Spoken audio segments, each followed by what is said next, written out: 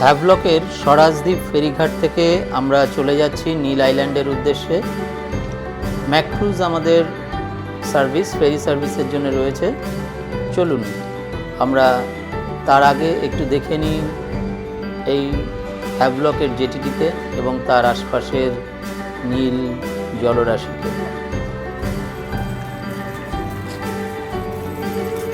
নীল আইল্যান্ডের যাত্রীরা সব দেখে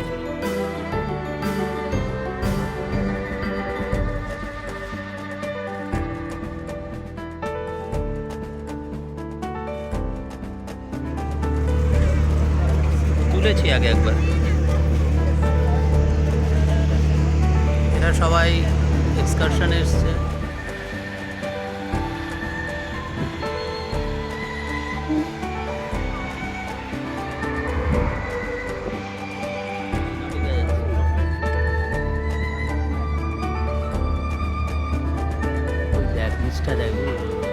ওই যে আসছে আমাদের জাহাজ, আমাদেরকে নিয়ে যাবে নীল আইল্যান্ডে।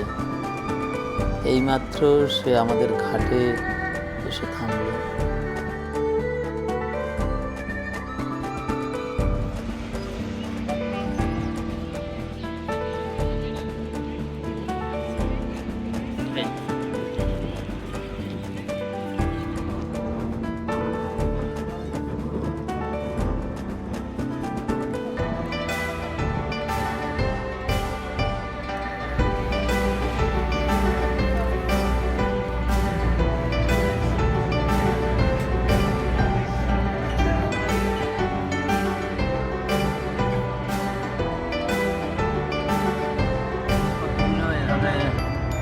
জালবন্দি হয়ে, দড়িবন্দি হয়ে পাড়ি দেয় একটার ওপর একটা করে।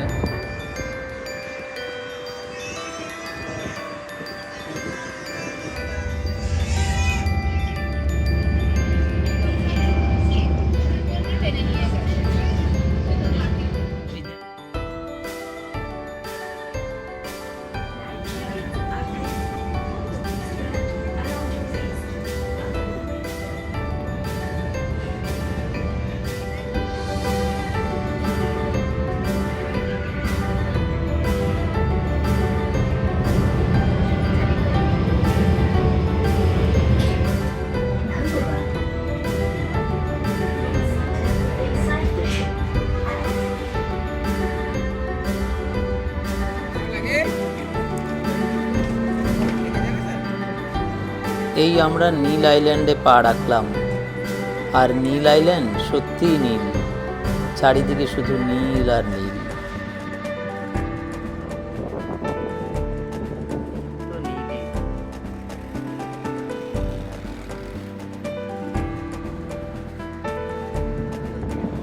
ওই যে দূরে দেখা যাচ্ছে ছোট ছোট ঢেউ।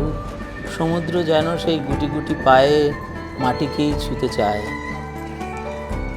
যেমন আমরা দিনের শেষে ঘরে ফিরি, ঢেউয়ের এই পাড়ের দিকে ছুটে যাওয়া যেন এক অর্থে সেই মাটির কাছে, ঘরের কাছেই ফিরে যাওয়া।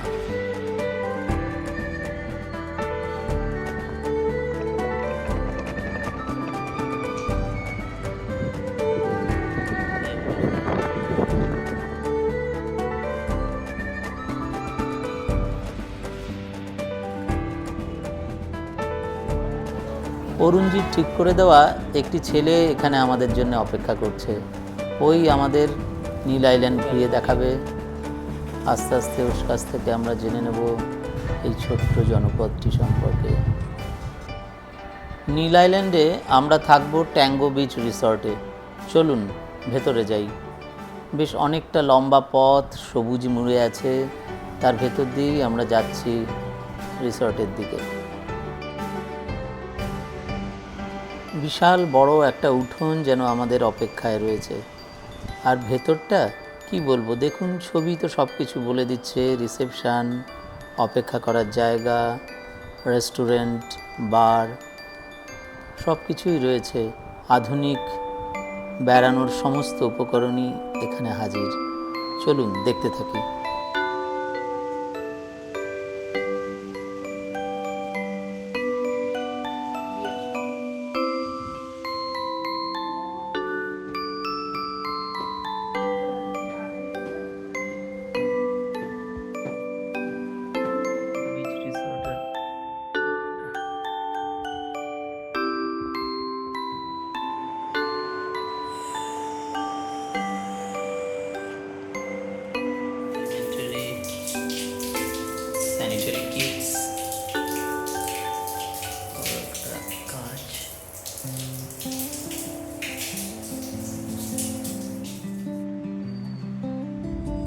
যাচ্ছি ভরতপুর বিচ, ন্যাচারাল ব্রিজ। বিচে এখানে সমস্ত রকম ফান রাইড এবং অ্যাডভেঞ্চার রাইড রয়েছে, এবং এখানে সব কাউন্টারগুলো রয়েছে, এখান থেকে টিকিট করে তারপরে ওখানে সমস্ত রাইড এবং অ্যাডভেঞ্চারগুলো করা যায়। আমরা এখান থেকে টিকিট করে নিয়েছি গ্লাস বটমের জন্য। আমরা এবার চলে যাব স্পটে, এখানে অ্যাডভেঞ্চারগুলো হবে। ভরতপুর বিচে যাওয়ার পথে এইসব ছোটো ছোটো দোকানগুলো রয়েছে, গেঞ্জি, নানা রকম হ্যান্ডিক্রাফটস, এগুলো সব পাওয়া যায়। বিচে আমরা ঢুকে পড়েছি।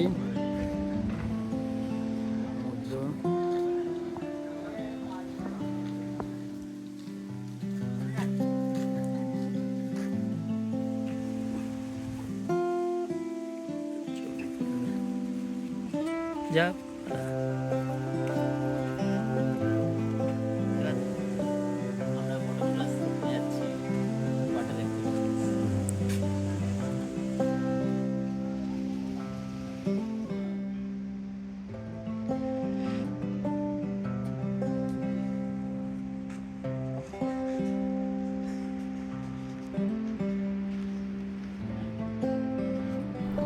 এই গাছগুলো সুন্দরবনের কথা মনে করিয়ে দিচ্ছে।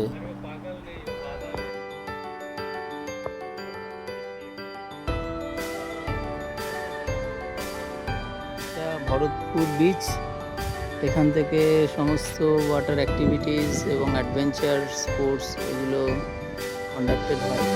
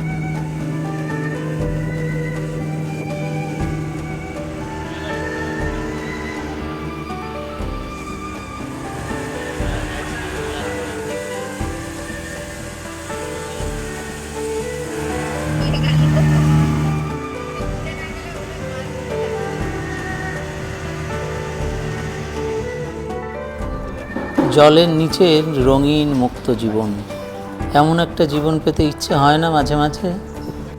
নিজের ছন্দে চলা, নিজের মনে চলা, আবার সংগ্রামও আছে বেঁচে থাকার, সে কোথায় নেই।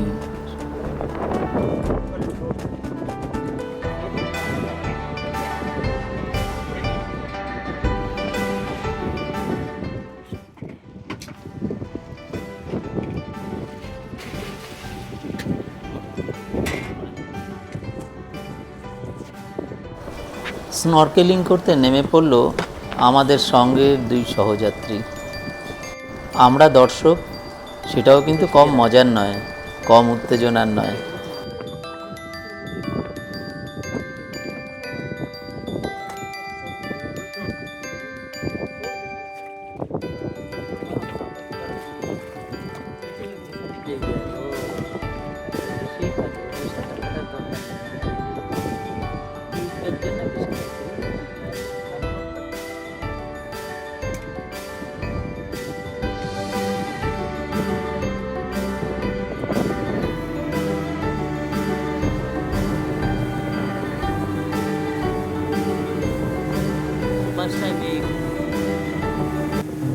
আমরা ওই দিকটা ছিলাম।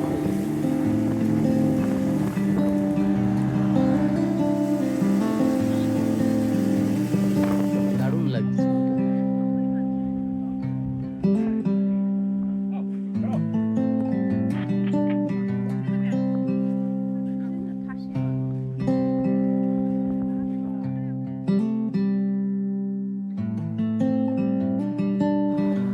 সুন্দরী গাছের মায়া আর ছায়া ছেড়ে আঁকাবাঁকা পথে আমরা বিচ থেকে বেরিয়ে যাচ্ছি।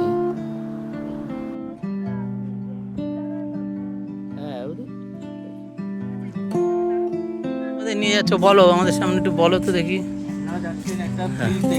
আচ্ছা আচ্ছা, হ্যাঁ হ্যাঁ, তারপর ওটা হচ্ছে ন্যাচারাল ব্রিজ বলি আমরা। আচ্ছা জায়গার নাম হচ্ছে এখানকার লক্ষণপুর।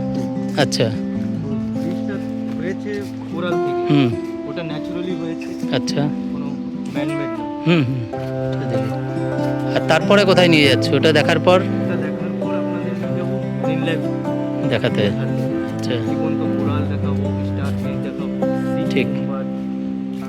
মাছের অ্যাকোরিয়াম ন্যাচারাল, ও আচ্ছা ম্যাজিক ফ্লাওয়ার টাচ করলে বন্ধ হয়ে যাবে। আচ্ছা আচ্ছা, এগুলো সব ন্যাচারালি রয়েছে, কেউ তৈরি করার ব্যাপার নেই। না না, ঠিক, ঠিক আছে, চলো আমরা লক্ষণপুর টু এই এরিয়াটার মধ্যে পড়ছে আমাদের এই ন্যাচারাল ব্রিজ, আমরা সেদিকেই যাচ্ছি। আচ্ছা, আর একটা জিনিস নিশি বলো তো, এই বড় বড় লম্বা এই যে শিরশিরোলা গাছের এগুলোকে কি মহুয়া বলে এটাকে? এই মহুয়া কি সেই ওই যে খেলে নেশা হয় সেই মহুয়া কি ফুল ফোটে এটা, যেটা হাতি খেয়ে নাকি নেশাগ্রস্ত হয়ে যায় আমাদের সাউথ বেঙ্গলে, যেটা এটা মহুয়া ফুলও ফোটে না? ফুলও ফোটে, ফলও হয়। আচ্ছা, সবেদার মতো কিলো স্লিপার টাইপের সেগুলো হবে না, আমরা এখানে একটু গ্রিপওয়ালা স্যান্ডেল খুঁজে নিচ্ছি। খুব সুন্দর একটা হালকা হাওয়া বইছে চারদিকটাতে, গাছের পাতাগুলো তিরতির করে নড়ছে, আর সামনে কোরাল অধ্যুষিত সমুদ্র সৈকত। এটা আদিবাসীরা খায়, ও পাকলে পরে হলুদ রং হয়ে যায়, তাই না?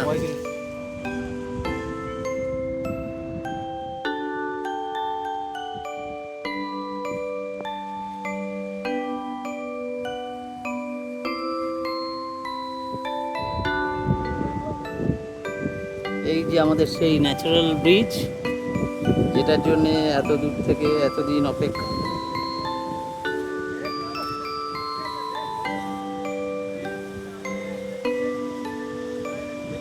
অ্যাকচুয়ালি কোরাল হচ্ছে একটা লিভিং অর্গানিজম, যেটা ক্যালসিয়াম কার্বনেট থেকে তৈরি হয়। ওর ভিতরে দুটো অ্যানিমেল থাকে, একটা হচ্ছে পলিপ, যেটা কোরালটাকে বানায়, বাড়তে সাহায্য করে। আর এই যে কালারটা দেখছেন, এই কালারটা আরেকটা অ্যানিমেল প্রোভাইড করে, ওটা হচ্ছে দুদন্তনিয়া, এটা কালার প্রোভাইড করে। কোরালের নিজস্ব কালার হচ্ছে সাদা, এটাকে যদি ভাঙা হয় ভেতরে সাদা কালার বেরোবে, উপরের লেয়ারটা খালি কালারফুল, যেন শ্যাওলা না জমা হয়। টাচ করবো গায়েব হয়ে যাবে। হ্যাঁ, এই তো টাচ করছে, আরেকটু টাচ করতে হবে, জোরে এসে কর, ওই যে আস্তে আস্তে ছোট হয়ে যাচ্ছে, ওই যে তুমি যেটা আগে করলে খুব হোটেলে।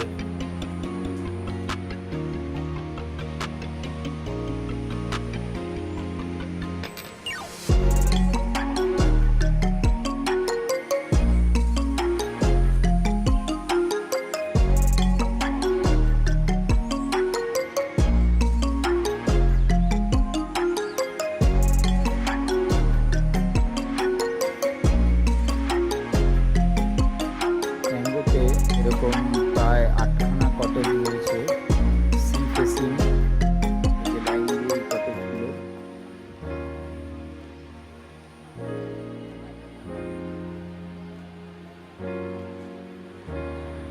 এই ছোট কটেজগুলোর সামনেই সুইমিং পুল, আর তারও পাশে দিগন্ত বিস্তৃত সমুদ্র।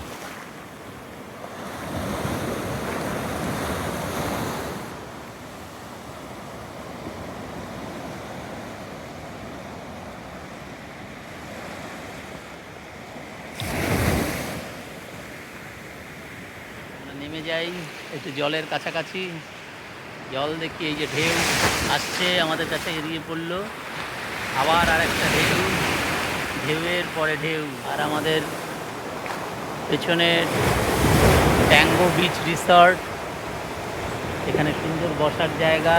রঙের উপর নির্ভর করে জলের রং, ওই যে দূরে যেন মনে হচ্ছে কালো জল, আবার এইখানেই হচ্ছে গিয়ে অনেকটা bottle green colour. Tango beach রিসর্টের প্রশস্ত লন, এখানে ছোটোখাটো অনুষ্ঠানও করা হয়। ট্যাঙ্গো বিচ রিসর্টের এখানে কটেজগুলো রয়েছে, 8টা কটেজ আছে, আর ওপাশে বিল্ডিংগুলো রয়েছে, ওখান থেকে সি ভিউ পাওয়া যায়। আর এদিকটা ওদের হচ্ছে বার কাম রেস্টুরেন্ট, এদিকে বিচ, বসার সুন্দর ব্যবস্থা, সারাদিন সমুদ্র দেখে সময় কেটে যাবে। এই জায়গাটা ছেড়ে উঠে যেতে মন চায় না, কিন্তু তবুও যেতে হবে আমাদের। এটা এখানকার ট্যাক্সি স্ট্যান্ড, এই যে দূরে যেটি দেখা যাচ্ছে।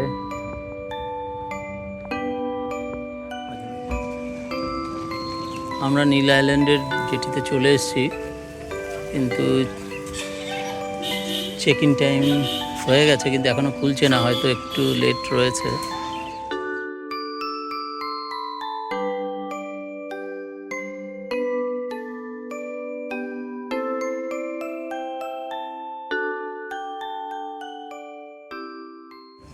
নীল আইল্যান্ডের শহীদ দ্বীপ জেটিতে চলে এসেছি। আজ আমাদের ফেরা এখান থেকে। আকাশ অংশত মেঘলা, আজকে জলের সেই রঙটা নেই যেটা আমরা আসার দিন একদম নীল জল। আজকে হালকা একটা সবজি ভাব লক্ষ্য করা যেতে হবে আমাদের পোর্ট ব্লেয়ার পৌঁছতে। ওখানে গিয়ে আমাদের রস আইল্যান্ড যাওয়া।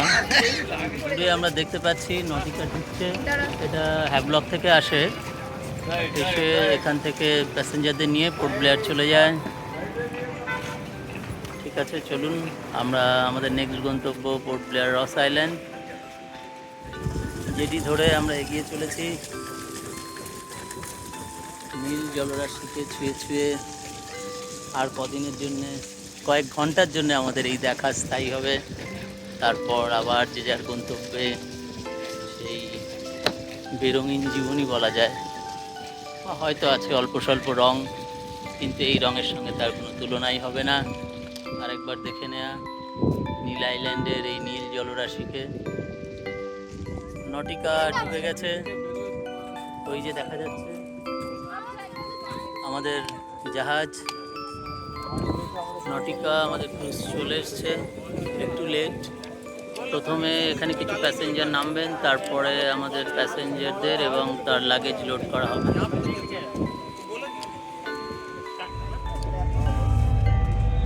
দেখেন কি অবস্থা।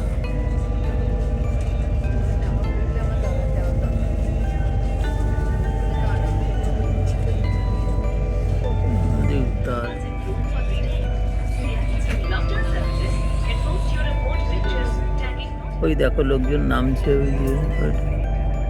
আমাদের সমুদ্র যাত্রা আপাতত শেষ হলো পোর্ট ব্লেয়ার পর্যন্ত। তো অসাধারণ অভিজ্ঞতা, একটু ভয়ঙ্করও বটে, যেহেতু আমরা এগুলোতে তো থাকি না সবসময়। তো আমরা ক্যাপ্টেনের সাথে কথা বললাম, সে বললো এগুলো আমরা প্রতিদিনই ফেস করি।